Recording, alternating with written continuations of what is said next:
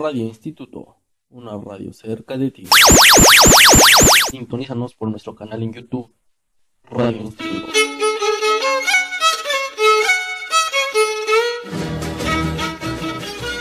Para mayores informes, comunícate con nosotros al número 448-169-9912.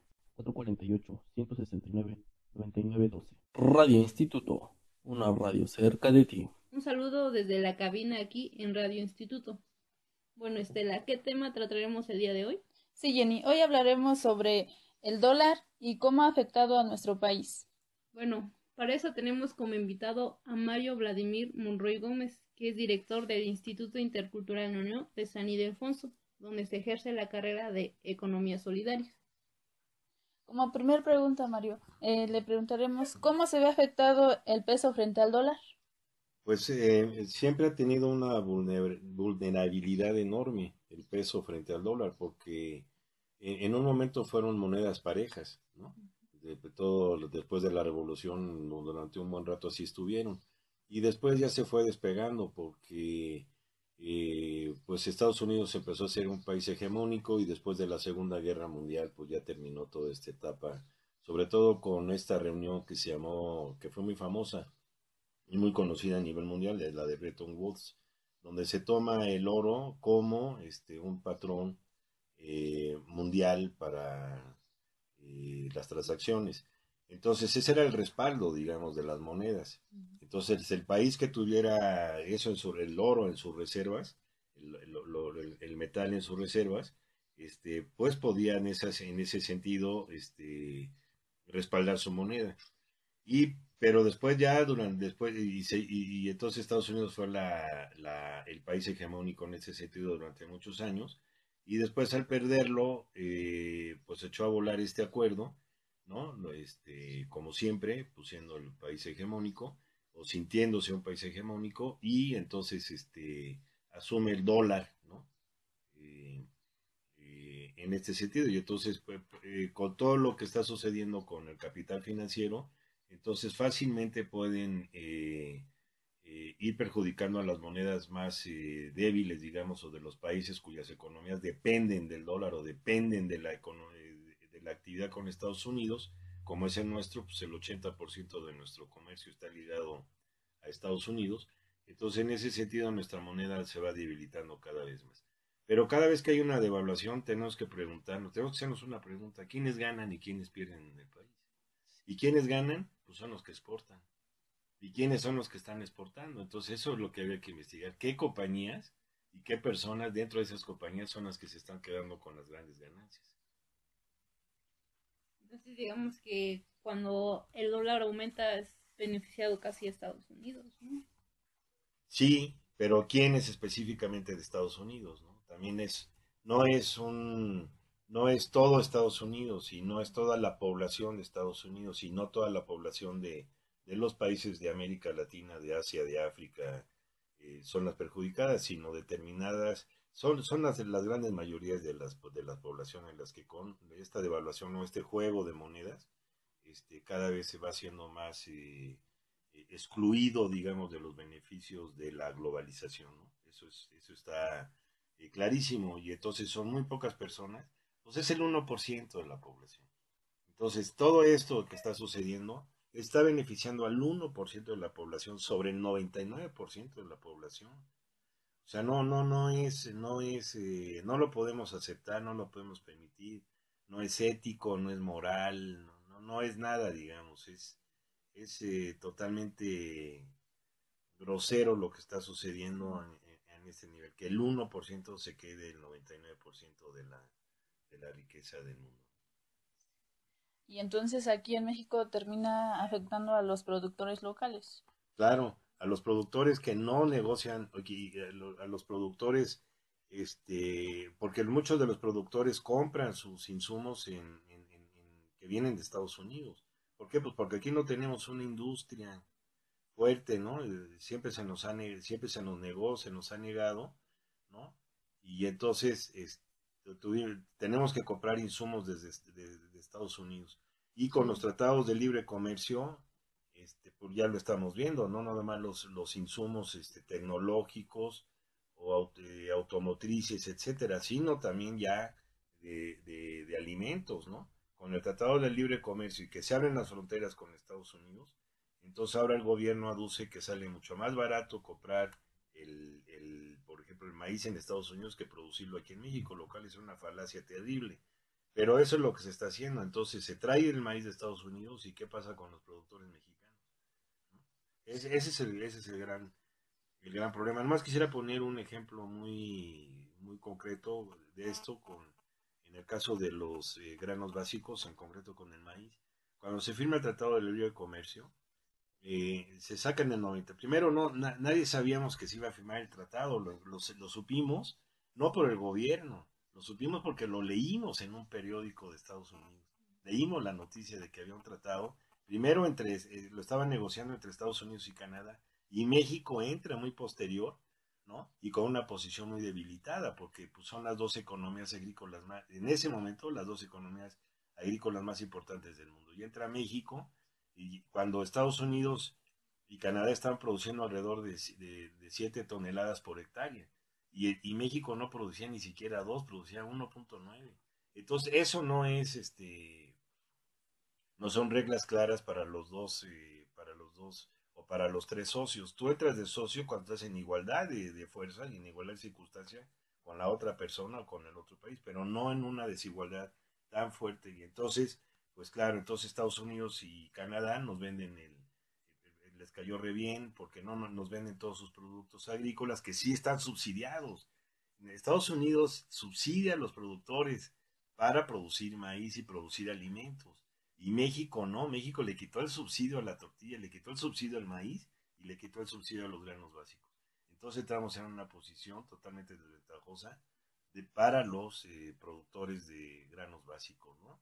Y para todos los productores, pero fundamentalmente para los de granos básicos.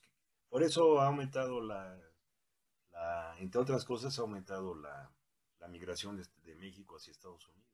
Ellos nos exportan mercancías y nosotros les exportamos personas, ¿no? Peor que mercancías, o sea, ese es lo terrible de la situación y lo injusto y lo desigual de la situación.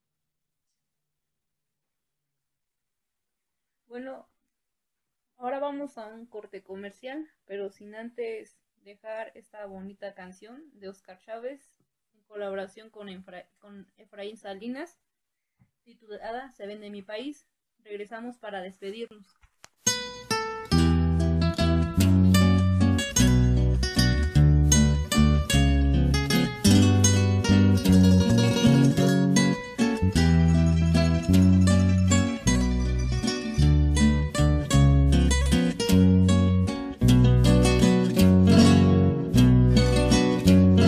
Se vende mi país por todos lados, la tripa, el corazón y sus costados.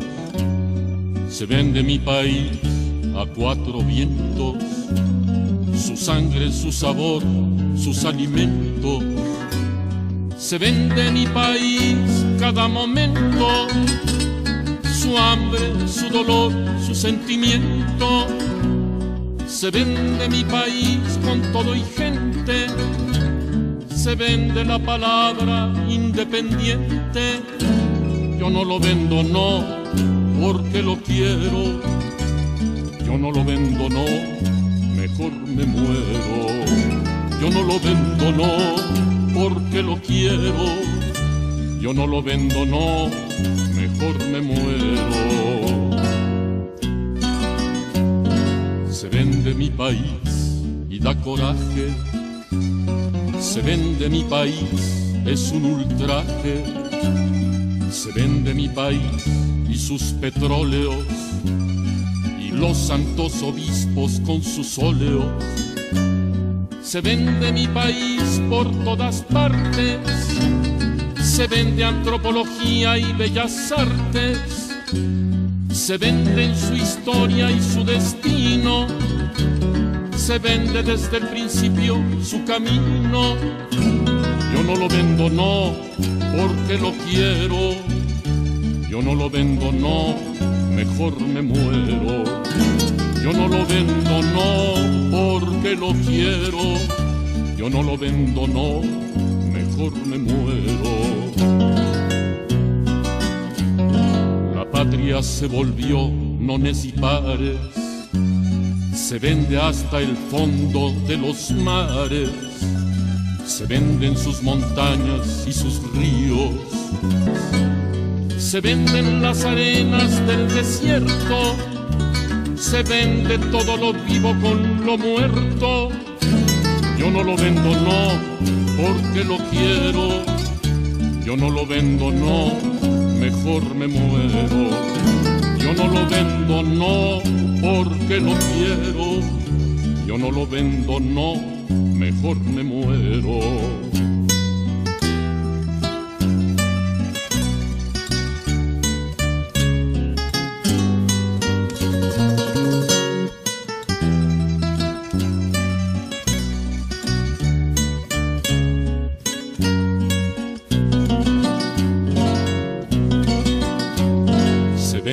Todos los odios y cariños, se venden los ancianos y los niños, se venden sus males y placeres, se venden los hombres y mujeres, se venden su cercanía y su distancia, se vende el horizonte de la infancia, se venden los sueños de su cielo y el último suspiro del abuelo.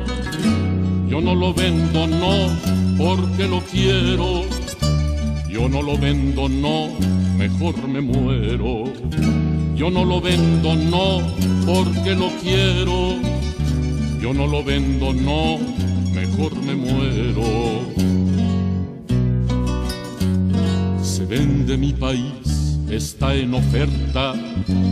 Se vende su razón alta y despierta, se vende su lugar en este mundo, se vende lo más querido y más profundo, se vende lo que espera la esperanza y el ansia del amor que nunca alcanza. Se vende mi país, se vende en frío, lo único que tenía que era mío. Yo no lo vendo, no, porque lo quiero. Yo no lo vendo, no, mejor me muero. Yo no lo vendo, no, porque lo quiero. Yo no lo vendo, no, mejor me muero. Se vende el buen ejemplo de aquel padre, se vende a la mamá, que poca madre. Se vende mi país como un relingo, se vende al extranjero y a lo gringo, se venden su memoria y sus recuerdos, lo avientan a las hienas y a los cerdos. Se vende mi país puro y entero por un triste puñado de dinero. Yo no lo vendo, no, porque lo quiero. Yo no lo vendo, no, mejor me muero. Yo no lo vendo, no, porque lo quiero. Yo no lo vendo, no, mejor me muero.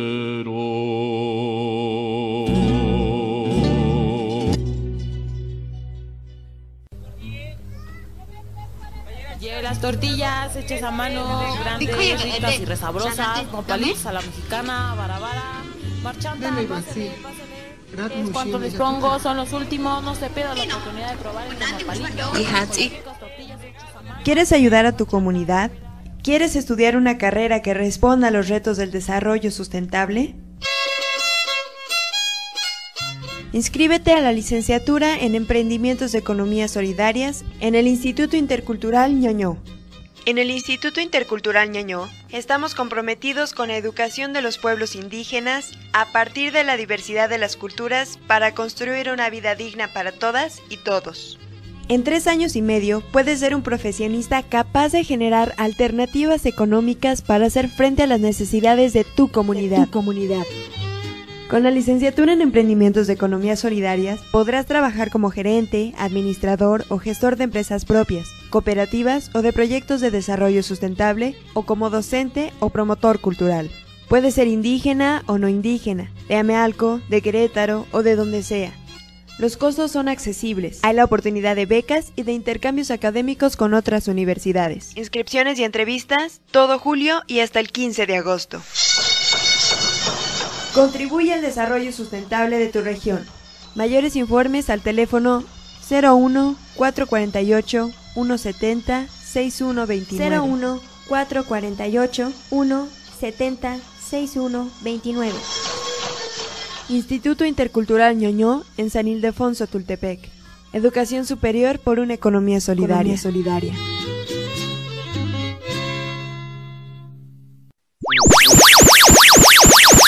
Radio Instituto, una radio cerca de ti. Sintonízanos por nuestro canal en YouTube, Radio Instituto.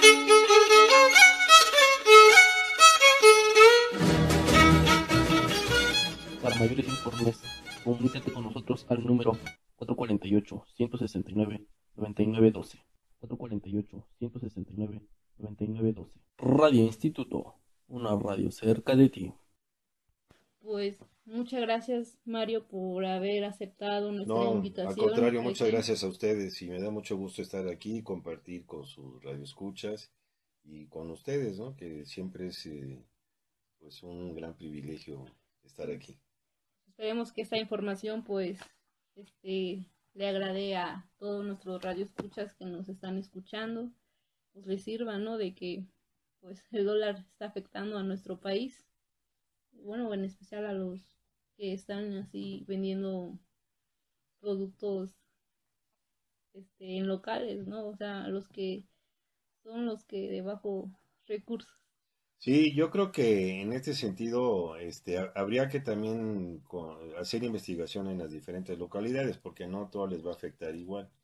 Les va a afectar a las localidades cuyas productos, y cada vez es mucho mayor. Por ejemplo, vemos aquí en San Ildefonso, que este es un dato derivado de las investigaciones que estamos haciendo ya como instituto, ¿no?